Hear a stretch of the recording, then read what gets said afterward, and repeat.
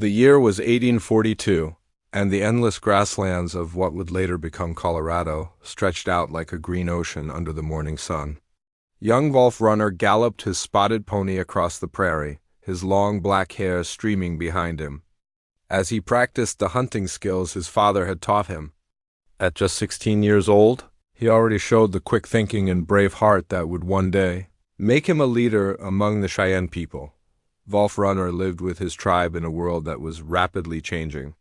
White settlers were moving west. In growing numbers, their covered wagons leaving deep ruts in the ancient buffalo trails.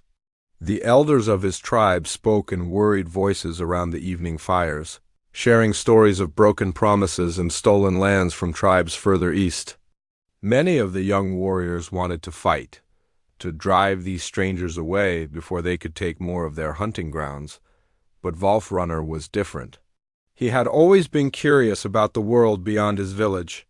When he was 12, a friendly trader named Old Pete had spent a winter with their tribe. Pete was a weathered man with kind eyes who spoke both English and Cheyenne. During those long winter nights, he taught Wolf Runner the strange sounds and meanings of the white man's language.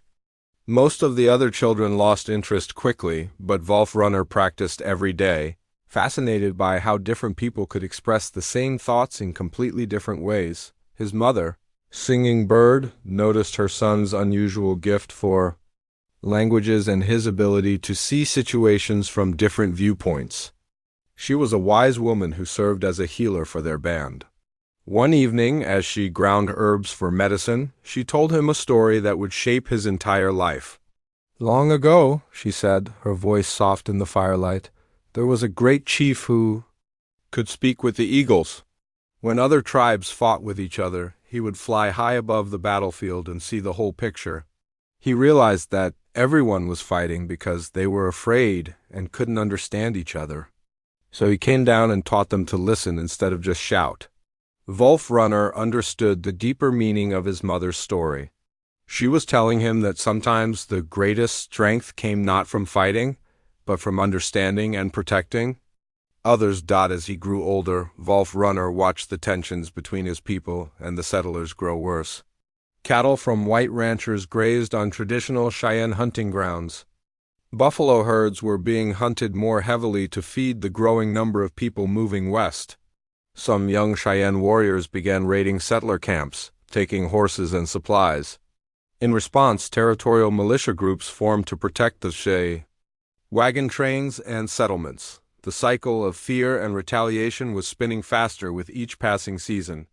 Wolf Runner's own cousin, Red Hawk, had joined a warrior society that believed the only solution was to drive all white people back across the Great River. Red Hawk was 3 years older and had already counted coup in 2 raids against settler camps. "You spend too much time thinking and not enough time acting," Red Hawk told Wolf Runner one day as they watered their horses by a creek. "These invaders will take everything if we don't stop them now." Wolf Runner looked at his cousin's painted face and the fresh scalp hanging from his war lance. "And what happens after we stop them?" he asked quietly. "More will come, and then more after that. Fighting might feel good, but it won't solve the real problem." Red Hawk spat in the dust. "Then what would you do, cousin?" "Invite them to share our lodges?" Wolf Runner didn't answer immediately. He was still forming the ideas that would later guide his life. But even then, at 19 years old, he sensed there had to be a different way forward. The turning point came in the spring of 1845. A terrible late blizzard had struck the region, trapping everyone in their shelters for days. When the storm finally cleared, Wolf Runner joined a hunting party looking for game to feed their hungry village. As they rode through the snow-covered landscape, they heard sounds of distress coming from a grove of cottonwood trees near a frozen stream, hidden. Among the trees, they found a covered wagon tilted at a dangerous angle, one wheel broken and buried in a snowdrift. Inside, wrapped in every blanket and piece of clothing they owned, was a family of 4 settlers. The father was unconscious, burning with fever. The mother, barely 20 years old, held a baby who hadn't cried in hours from weakness and cold. A little boy, maybe 4 years old, sat shivering beside them, Most of the Cheyenne hunting party wanted to leave them there. These were the people who were taking their land, after all. But Wolf Runner looked at that young mother's face and saw something that cut through all the anger and politics. He saw a person trying to protect her children, just like his own mother had protected him. "We take them back to camp," he announced, sliding down from his horse. "Are you crazy?" demanded Swift Arrow, the leader of their hunting party. "The war chief will have our heads. We don't help our enemies." Wolf Runner was already wrapping the unconscious man in his own warm buffalo robe. "Look at them," he said simply. "They're not warriors, they're just a family trying to survive, same as us." The argument that followed was intense. The other warriors pointed out that this family might have friends who would come looking for them, bringing soldiers. They argued that helping white settlers would be seen as betrayal by their own people. They reminded Wolf Runner that these same peaceful-looking settlers might turn around and take Cheyenne land once they were strong again, but Wolf Runner had made his decision. With or without help, he was going to save this family. His determination finally convinced two of the younger warriors to help him. They loaded the sick man onto a travois and carried the family back toward the Cheyenne village. The journey took most of the day. The young mother, whose name was Elizabeth, spoke no Cheyenne, but her eyes showed gratitude that needed no translation. She tried to give Wolf Runner a small silver locket as payment, but he gently pushed it back toward her dot when they reached the village. The reaction was exactly what Swift Arrow had predicted. Many of the warriors were angry. Some of the elders shook their heads in disapproval. But Wolf Runner's mother, Singing Bird, took one look at the sick baby and immediately began preparing medicines. "A mother's heart knows no tribe," she told her son quietly as she heated water for healing tea. The war chief, a stern man named Iron Bear, called Wolf Runner to his lodge that evening. The young man expected punishment, maybe even banishment, from the tribe. Instead, Iron Bear sat in silence for a long time, studying Wolf Runner's face in the firelight. "You have forced me to make a difficult choice," Iron Bear finally said. "Many of our people see what you did as foolish or even traitorous. But I have been thinking about your mother's stories of the Eagle Chief. Perhaps it is time for someone among us to see the bigger picture." Wolf Runner spent the next 3 days helping care for the settler family. The father recovered from his fever. The baby grew stronger on warm broth and his mother's milk. The little boy, who spoke a few words of broken Cheyenne he had picked up from other travelers, became a favorite among the village children. When the family was strong enough to travel, Wolf Runner and 2 other warriors escorted them to the nearest settlement. As they said goodbye, Elizabeth pressed that silver locket into his hand despite his protests. "For your children," she said in careful, practiced Cheyenne words that his mother had taught her, "so they remember that people can choose kindness." That locket would hang around Wolf Runner's neck for the rest of his life, a constant reminder of the moment he chose his path. He had discovered something that would define his future. Protecting the innocent felt more powerful than defeating enemies. When he returned to his village, something had changed. The other young warriors looked at him differently.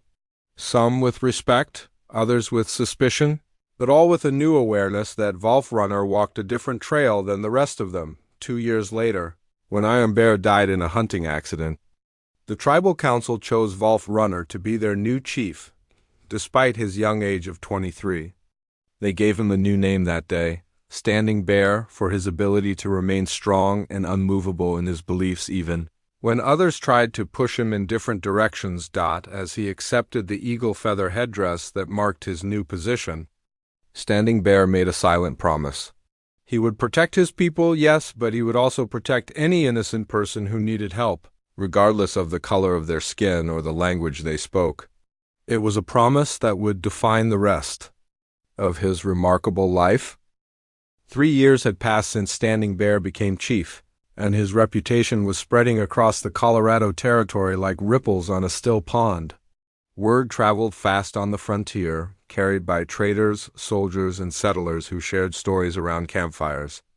They spoke of a Cheyenne chief who was different from the others, one who protected white families instead of raiding them, but this reputation came with a heavy price.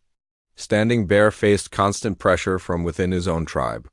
Many of the younger warriors questioned his methods, especially as more settlers arrived each month and tensions grew worse across the territory.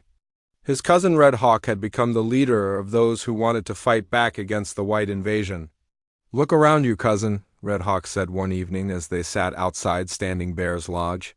He pointed toward the eastern horizon where the glow of a new settlement could be seen in the distance. "Every moon there are more of them.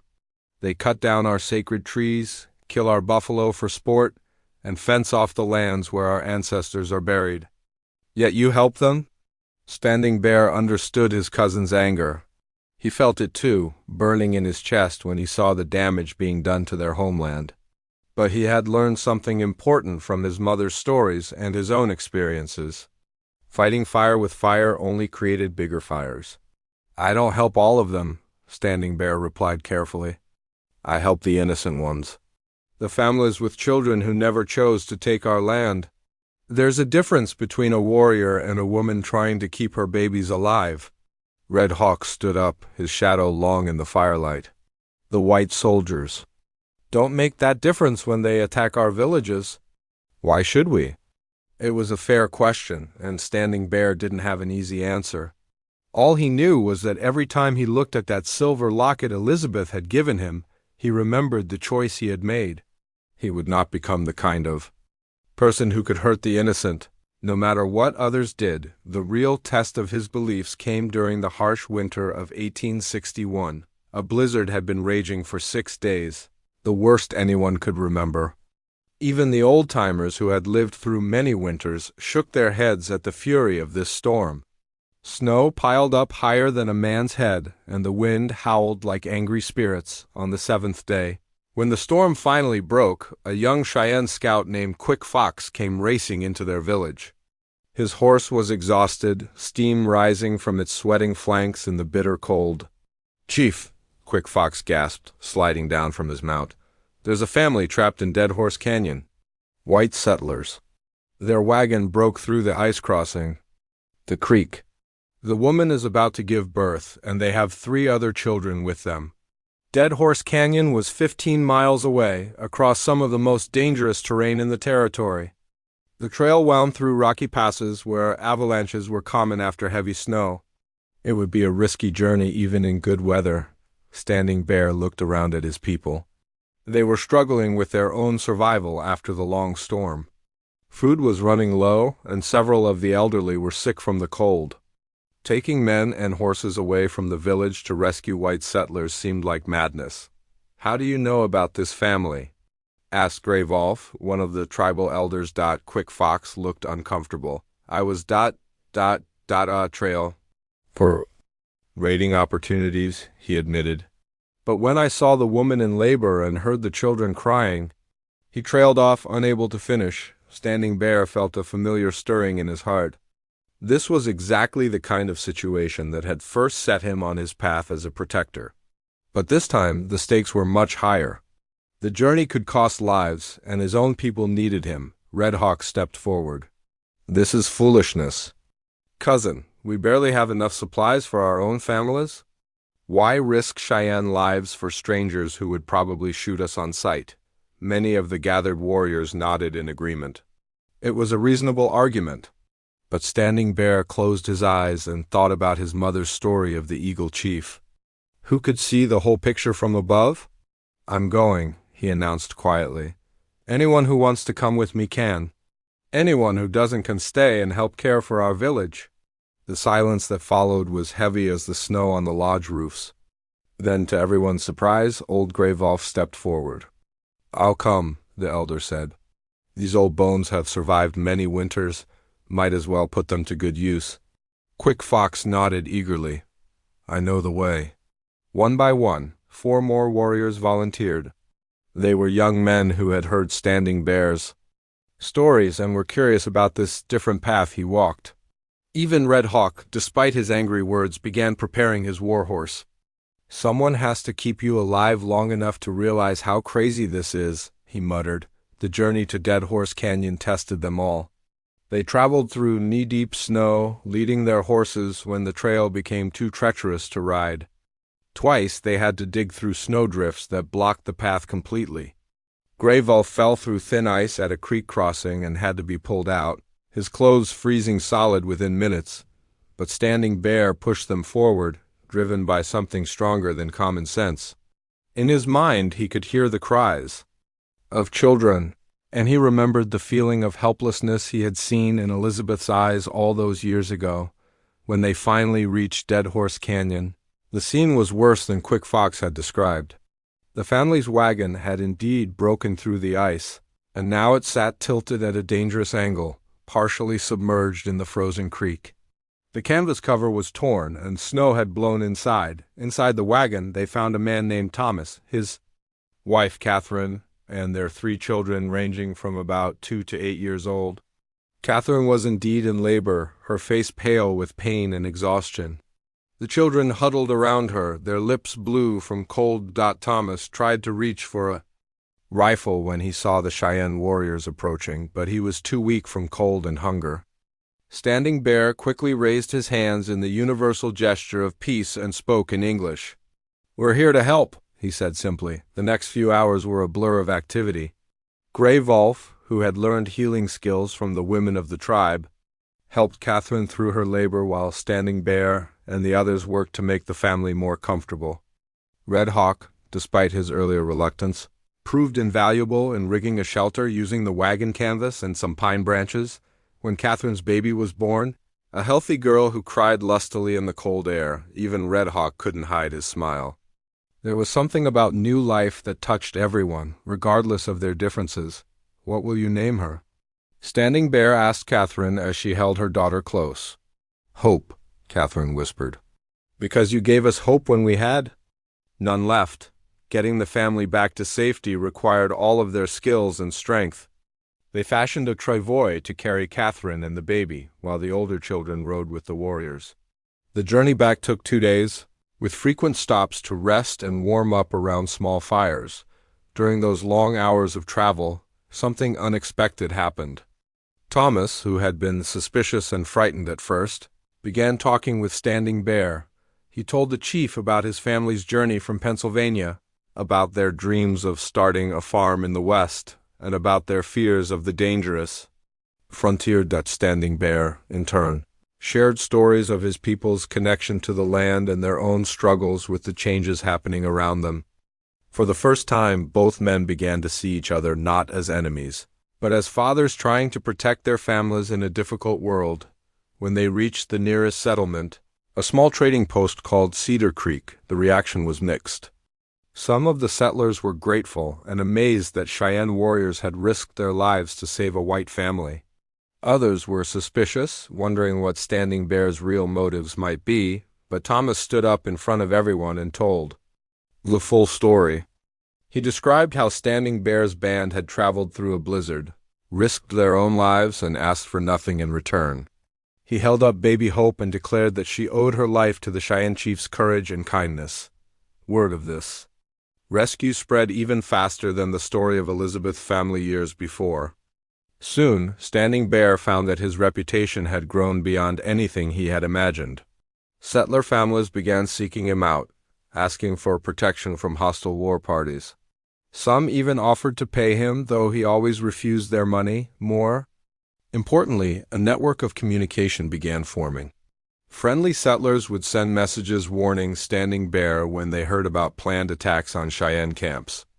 In return, he would warn them about war parties planning raids on settlements. This informal alliance saved many lives on both sides, but it also made Standing Bear more enemies among his own people. The growing faction led by Red Hawk argued that he was betraying Cheyenne interests for the sake of their enemies. The tension came to a head one evening when Red Hawk challenged Standing Bear in front of the entire tribe. "You care more about white babies than Cheyenne warriors," Red Hawk accused. "When do you plan to start protecting your own people instead of helping those who want to destroy us?" Standing Bear looked around at the faces of his tribe, people he had known and loved his entire life. He saw anger, confusion, fear, and disappointment. But he also saw something else in some of their eyes: understanding, hope, the same look he had seen in Catherine's face. The autumn of 1864 brought news that would shake Standing Bear's world to its very foundation. A messenger arrived at their camp just as the leaves were turning gold, his horse lathered with sweat from hard riding. The young man's face was pale, with shock as he delivered his terrible message. "Sand Creek," he gasped, barely able to catch his breath. "Colonel Chevington's soldiers, they attacked Black Kettle's peaceful camp. Women, children, elders, all dead." The chief had been flying the American flag and a white flag of peace. Standing Bear felt his knees go weak. Black Kettle had been a friend, another chief who believed in trying to find peace with the white settlers. His band had been camping near Fort Lyon under the protection of the army, thinking they were safe from the growing violence that was spreading across the plains. The massacre at Sand Creek changed everything. Across the territory, Cheyenne and Arapaho warriors who had been trying to live peacefully suddenly took up their weapons. The message was clear: there could be no trust, no safety, no peace with the white soldiers. Red Hawk came to Standing Bear's lodge that night, his face painted for war. "Now, do you see, cousin?" he said, his voice heavy with anger and pain. "This is what your peace gets us. Black Kettle believed in your way, and look what happened to his people. It's time to fight back." Standing Bear stared into the fire, feeling older than his 31 years. The faces of the children he had played with in Black Kettle's camp floated in his mind. Sweet little ones who would never grow up, never have children of their own, never see another sunrise. "Yes," he said quietly. "It's time to fight back, but not the way you think." Red Hawk leaned forward, hope flickering in his eyes. "You'll lead us against the soldiers?" "No." Standing Bear looked up at his cousin. "I'll fight back by proving that not all of us are the same. I'll fight back by saving every innocent person I can, white or Indian. I'll fight back by showing that honor and humanity can survive even when the world goes mad." Red Hawk stood up so fast his war paint seemed to blur in the firelight. "You're impossible. Your own people are being slaughtered, and you still talk about protecting the enemy?" "I talk about protecting children," Standing Bear replied firmly. "All children. Because the moment I become like Chevington, the moment I stop seeing people as people, then he wins. Then the darkness wins." Within days, war parties were forming across the plains. Young warriors who had listened to Standing Bear's peaceful words were now sharpening their tomahawks and painting their faces for battle.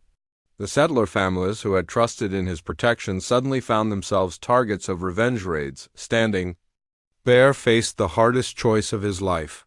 He could join the war parties and finally have the approval of his people. He could strike back at the soldiers who had murdered innocent women and children. It would feel good, and it would be understood by everyone. Instead, he chose the harder path. 3 weeks after Sand Creek, a panicked rider came to Standing Bear's camp.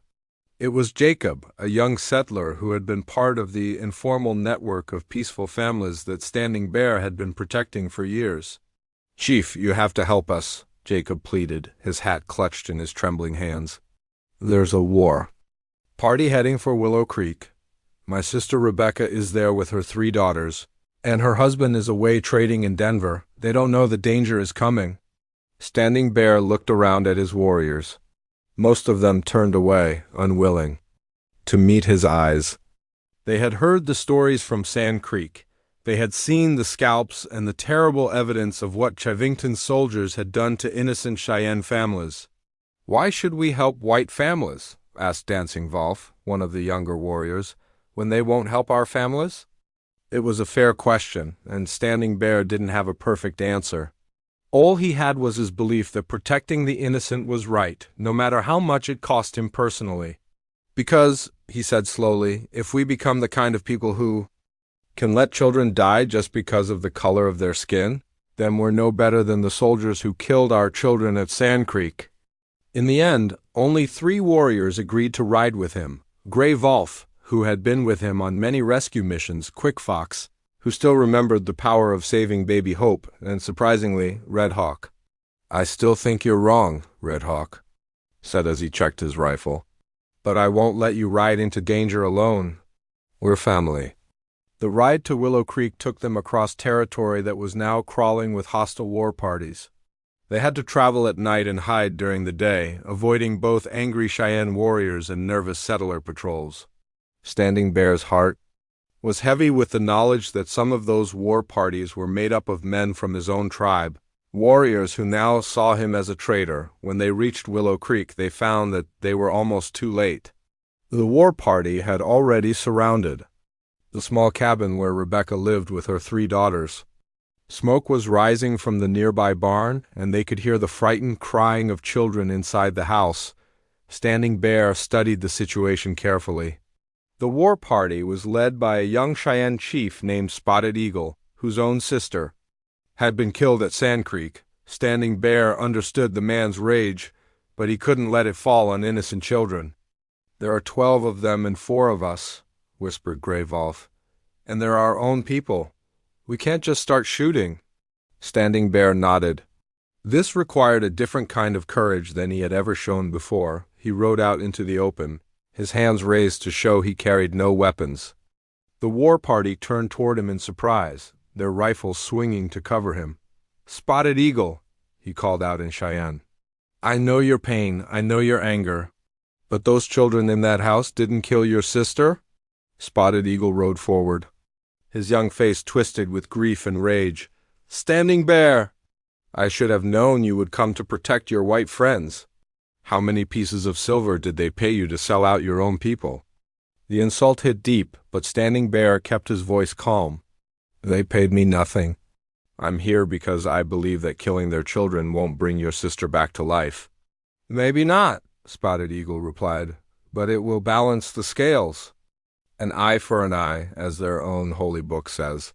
From inside the cabin, they could hear Rebecca's voice trying to comfort her frightened daughters. The eldest was probably no more than 10 years old, the youngest maybe 4. Standing Bear thought of all the Cheyenne children who had died at Sand Creek, innocent lives cut short by men who saw them only as enemies. "If you kill those children," Standing Bear said quietly, "you become exactly like Colonel Chivington. You become the kind of man who can murder the innocent and sleep well at night. Don't you dare compare me to that monster." Spotted Eagle raised his rifle. "Then don't become him," Standing Bear replied. "Show me that you're better than he is. Show me that Cheyenne honor means something more than revenge." For a long moment, the 2 chiefs stared at each other across the smoky clearing. Behind Spotted Eagle, his warriors waited for orders. Behind Standing Bear, his small band was hopelessly outnumbered but ready to fight if necessary. Then, from inside the cabin came the sound of a child singing. It was a simple song, probably something Rebecca had taught her daughters to keep them calm during the terror outside. The melody was one that Standing Bear recognized. It was almost identical to a Cheyenne lullaby his own mother had sung to him years ago. Something in Spotted Eagle's face changed when he heard that innocent voice. His rifle lowered slightly. "What would you have me do?" he asked, his voice cracking with exhaustion and pain. "Just forget what they did to our people? Pretend that Sand Creek never happened?" "Never forget," Standing Bear said firmly, "but remember all of it. Remember that Black Kettle was flying the American flag when they killed him. Remember that he trusted the wrong white men. But also remember that there are good white people, just like there are good Cheyenne people. Don't let Chivington's evil turn you into something your sister would be ashamed of." The standoff continued for what felt like hours, but was probably only minutes. Finally, Spotted Eagle made a gesture to his warriors. "We leave," he announced. "But not because of your words, Standing Bear. We leave because I heard my sister's voice in that child's song, and she would never forgive me for becoming a killer of babies." As the war party rode away, Standing Bear felt a mixture of relief and sorrow. He had saved Rebecca and her daughters, but he knew that other families might not be so lucky. The violence was spreading like a prairie fire, and he was just one man trying to put it out with a cup of water. When Rebecca emerged from the cabin with her 3 daughters, her face was streaked with tears of gratitude and terror. She tried to thank him, but Standing Bear just shook his head. "Keep your family safe," he told her. "And remember that not all Cheyenne are your enemies, just like not all white people are ours." As they rode back toward their own territory, Red Hawk was unusually quiet. Finally, as they made camp for the night, he spoke up. "I still don't understand you, cousin," he said. "But today I was proud to ride with you." Standing Bear looked up at the stars, the same stars that had watched over his people for countless generations. Somewhere out there, other families were in danger, other children were crying in fear. His work was. The winter of 1873 was harder than any Standing Bear could remember. At 40 years old, he felt the weight of every rescue mission, every difficult choice, and every sleepless night in his aching bones. The silver locket around his neck had become tarnished with age, but he still touched it whenever he needed to remember why he had chosen this path. His band was smaller now than it had ever been. Only a dozen families remained with him, mostly older people and those who shared his belief that protecting the innocent was more important than seeking revenge. The young warriors had all left to join other chiefs who promised them glory in battle rather than the thankless work of keeping peace. But Standing Bear's reputation had grown far beyond what he could have imagined in those early days when he first saved Elizabeth and her family. Stories of the Cheyenne chief who protected settler families had spread across the entire Western Territory. Newspapers in Denver and San Francisco had written about him, though they often got the details wrong. Some called him a saint, others called him a fool, but everyone knew his name. What they didn't know was how much it cost him to continue his mission. Standing Bear's hair was now more gray than black, and a persistent cough had developed that worried Gray Wolf, who still served as the band's healer despite his own advanced age. "You're pushing yourself too hard, my chief," Gray Wolf said one morning as Standing Bear prepared to leave on another rescue mission. "Your body needs rest." Standing Bear looked at the message that had arrived the night before. A family named the Hendersons was trapped by a late blizzard in the mountains, and a war party was reportedly heading in their direction. The message had come from Patricia, one of the children he had saved years ago, who now worked as a schoolteacher in the growing town of Pine Ridge. "Rest can wait," Standing Bear replied, checking his rifle and packing supplies. "Children can't." This rescue would prove to be one of his most difficult. The Henderson family consisted of an elderly couple, their grown daughter Margaret, and her 3 young children. They had been traveling to visit relatives when their wagon broke down in a mountain pass just as the worst blizzard in decades struck the region. Standing Bear rode out with only Quick Fox, who, despite being in his 50s, was still one of the best trackers in the territory. The other warriors in the band were either too old or too sick to make the dangerous journey through the mountains in winter. The ride took them 3 days, through snow so deep that their horses could barely move. They had to stop frequently to rest the animals and dig through drifts that blocked the mountain trails. Standing Bear's cough got worse in the cold air, and by the second night, he was bringing up blood. Quick Fox begged him to turn back. "The family is probably already dead," he said practically. "And if we keep going, we'll die too. Then who will protect all the other families that need our help?" But Standing Bear refused to give up. Something drove him forward through the snow and cold, a voice in his heart that said these people needed him. When they finally found the Henderson family's wagon on the 3rd day, he understood why that voice had been so insistent.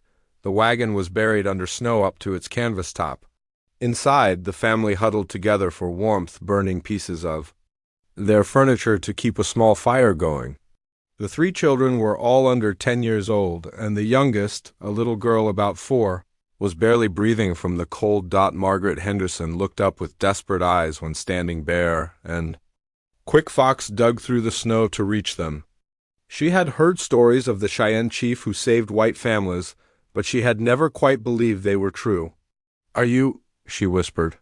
"I'm Standing Bear," he said simply, already beginning to wrap the children in warm buffalo robes.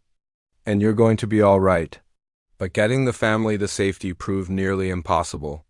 The elderly grandfather had frostbite on his feet and couldn't walk. The grandmother was weak from hunger and cold. The children were too small to travel far in the deep snow. Standing Bear made a decision that probably saved their lives but nearly cost him his own. He sent Quick Fox back to bring help while he stayed with the family, using his own body heat and the last of his supplies to keep them alive. For 5 days, Standing Bear fought death itself in that buried wagon. He melted snow for water, shared his food until it was gone, and told stories to keep the children's spirits up when they were too scared to sleep. When his own strength began to fail, he thought of all the people he had saved over the years.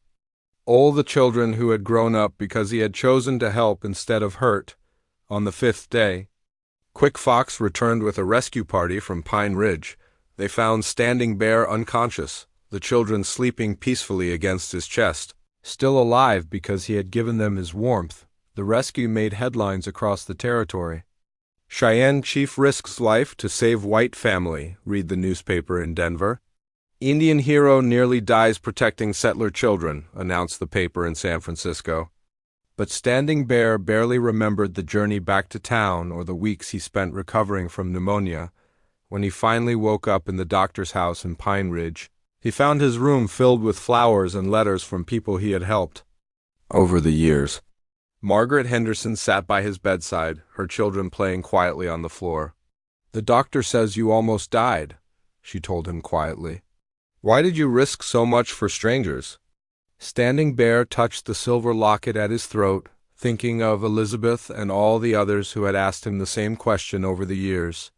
"Because," he said, his voice hoarse from illness, "every child is someone's whole world. And every person I save might grow up to save someone else." Margaret nodded, tears in her eyes. "My little one, the youngest girl. The doctor says she wouldn't have lived another day if you hadn't found us. Her name is Hope, by the way. We named her Hope because of what you gave us." Standing Bear smiled, remembering another baby named Hope from years before. It seemed fitting somehow that his last great rescue should involve another child with that name, but his body never fully recovered from those 5 days in the mountains. The pneumonia had damaged his lungs, and his persistent cough grew worse. Gray Wolf warned him that he needed to slow down, to let others take over the dangerous rescue missions. Standing Bear tried to listen to his old friend's advice, but he couldn't stop completely. When word came of families in danger, he still felt compelled to help, even if he could no longer do all the physical work himself. Instead, he began training others to carry on his mission. Young men from the settlements, people whose families he had saved, started coming to him to learn how to organize rescue efforts and negotiate between hostile groups. He taught them the languages they would need, the skills of tracking and survival, but most importantly, the wisdom of seeing all people as human beings deserving of protection. Patricia, the former schoolteacher whose family he had saved when she was a child, became one of his most dedicated students. She organized a network of women across the territory who would send messages about families in danger and coordinate rescue efforts. "You've shown us that one person can make a difference," she told him one evening as they planned another mission. "But imagine what 100 people could do, all following your example." Standing Bear's final rescue mission came in the spring of 1875. A late snowstorm had trapped a family of Cherokee who were traveling to join relatives on a reservation in the South. The irony wasn't lost on Standing Bear after years of saving white families. His last act would be protecting fellow Native Americans who were being forced from their homeland just as his own people had been. The rescue went smoothly, but the effort exhausted Standing Bear completely. He collapsed on the ride home and never fully recovered. Gray Wolf and Quick Fox carried him back to their camp, where he spent his last weeks, sharing stories with the children and passing on his wisdom to anyone who would listen. On a quiet morning in late summer, as the sun painted the grasslands gold and the wind carried the scent of wildflowers, Standing Bear passed away peacefully in his sleep. He was 42 years old, and by the most careful count anyone could make, he had personally saved over 300 people during his lifetime, men, women, and children of all backgrounds who had lived because he chose compassion over revenge. His funeral was attended by people from dozens of communities across the territory. White families stood beside Cheyenne warriors, former soldiers shared memories with former enemies, and children of all colors played together while their parents honored the man who had protected them all. but perhaps the most fitting tribute came years later. In 1923, a historian named Dr. William Fletcher was researching the frontier period when he discovered Standing Bear's unmarked grave in a small cemetery outside Pine Ridge. Intrigued by the stories he heard from local people, Fletcher began collecting testimonies from the families Standing Bear had saved. What Fletcher found amazed him. Generation after generation of people whose lives had been touched by Standing Bear's courage. Great-grandchildren of families he had rescued, still passing down the stories of the Cheyenne chief who chose to protect rather than destroy. The morning sun painted the Arizona mountains in shades of gold and red. In a small canyon hidden from the outside world, smoke curled up from cooking fires as the Chiricahua Apache began another day. This was 1852, and life moved at the rhythm of the seasons. Nalnish knelt by the creek, washing his face in the cold mountain water. At 32, he was considered one of the finest hunters in his band. His hands bore the calluses of a man who knew how to work with wood and stone, how to track animals across rocky ground, and how to provide for those he loved. His wife, Ayana, was already up, grinding corn into meal on a stone matata her grandmother had given her. The sound was rhythmic and peaceful. She hummed an old Apache song while she worked, the same melody her mother had hummed years before. Their 2 children slept nearby on soft deer hides, wrapped in blankets their mother had woven from plant fibers. 8-year-old Keem was already showing signs of becoming a skilled tracker like his father. Just yesterday he had spotted deer, prints that even some of the older men had missed. Little Siki was only 4, but she had her mother's gentle nature and quick smile. She loved to collect pretty stones and would arrange them in patterns around their dwelling. The family lived in a traditional wickiup, a dome-shaped shelter made from wooden poles covered with brush and hide. It kept them warm in winter and cool in summer. Ayana had decorated the inside with beautiful baskets and pottery, making their simple home feel welcoming and complete. This particular morning felt special to Nalnish, though he couldn't say why. Maybe it was the way the light fell across the canyon walls, or how his children had laughed during their evening meal the night before. Life felt balanced, the way it should be. The Apache had always lived in these mountains. Their grandfathers and great-grandfathers had hunted these same trails, collected water from these same springs, and told stories around fires in these same protected valleys. They knew every rock formation, every hidden cave, every plant that could heal or harm, but the world outside their canyon was changing fast. White settlers were pouring into Arizona territory, drawn by stories of gold and free land. The Mexican government, still bitter about losing this territory to America, was paying bounties for Apache scalps. Some Mexican raiders had turned scalp hunting into a deadly business. Most of the Apache bands tried to avoid contact with outsiders. They moved their camps frequently, traded carefully, and hoped the newcomers would respect the old boundaries. Nalnish believed this was the smart approach. Why fight when you could simply stay out of the way? He had traded with Mexican merchants a few times and found them to be reasonable men. They wanted deer hides and piñon nuts. He wanted metal tools and colorful cloth for Ayana. These seemed like fair exchanges between neighbors. Surely people could live side by side without violence. On this morning, Nalnish prepared for a hunting trip that would take him away for 3 days. The band needed fresh meat, and he had seen signs of a deer herd moving through the high country. It would be a challenging hunt, but he looked forward to the solitude and the chance to test his skills. Ayana packed dried corn cakes and jerky for his journey. She also filled a water bag made from a deer's stomach, waterproofed with pine pitch. These were the tools that would keep him alive in the harsh desert mountains. As he checked his bow and arrows, Keem watched with fascination. The boy was always eager to learn about hunting and tracking. Nalnish promised that next season, when Keem turned 9, he could come along on the shorter hunts. "Will you bring back a big buck?" Keem asked, his eyes bright with excitement. "I'll bring back what the spirits provide," Nalnish replied, teaching his son the old wisdom about respecting nature and not being greedy. Little Siki tugged at her father's buckskin shirt. She had found a perfectly round white stone and wanted to give it to him for good luck. He tucked it carefully into his hunting pouch and promised to carry it with him always. Ayana walked with him to the edge of their camp. She didn't speak much, but her eyes said everything. "Be careful. Come back safe. We need you." He touched her face gently and promised to return before the new moon. As Nalnish climbed the narrow trail leading out of the canyon, he could hear his family beginning their daily routines. Ayana would tend their small garden of corn, beans, and squash. She would weave baskets and repair clothing. The children would play and learn, growing stronger and wiser each day. Other families in their band of 23 people were starting their own daily tasks. The older men would craft tools and weapons. The women would gather wild plants for food and medicine. Children would chase lizards and practice with tiny boughs, learning skills they would need as adults. Their leader, an older man named Kashis, was respected for his wisdom and his ability to keep the peace. He had met with American Army officers and Mexican officials, always seeking ways to avoid conflict.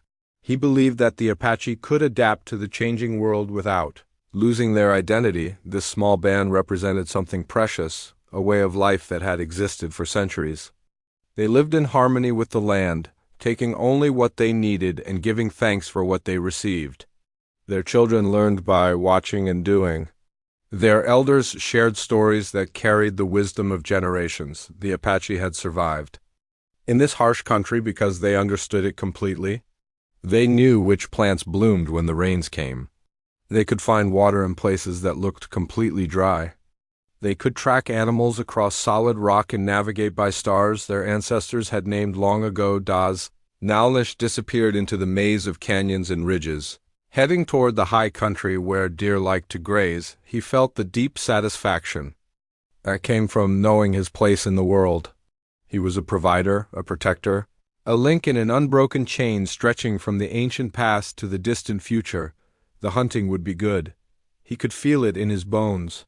He would return with meat for the band and stories for his children. Life would continue in its natural rhythm, season following season, generation following generation. But even as these peaceful thoughts filled his mind, danger was already moving toward his family. Mexican raiders had been watching the Apache camps for weeks, waiting for the right moment to strike. They had seen Nalnish leave alone and knew the band's strongest warrior would be gone for days. The raiders were led by a man who saw Apache families not as human beings, but as opportunities for profit. The Mexican government paid $50 for each Apache scalp, no questions asked. Children could be sold as slaves in the markets of Sonora. It was a brutal business that attracted the worst kind of men. As Nalnish climbed higher into the mountains, following deer trails his father had shown him years before, these predators were making their final preparations. They checked their weapons, studied the canyon approaches, and planned their attack for the pre-dawn hours when people sleep most deeply. The last peaceful morning of Nalnish's old life was ending, though he didn't know it yet. Soon, everything he loved would be torn away, and the gentle hunter would become something the Southwest had never seen before, a warrior whose very name would make strong men tremble with fear.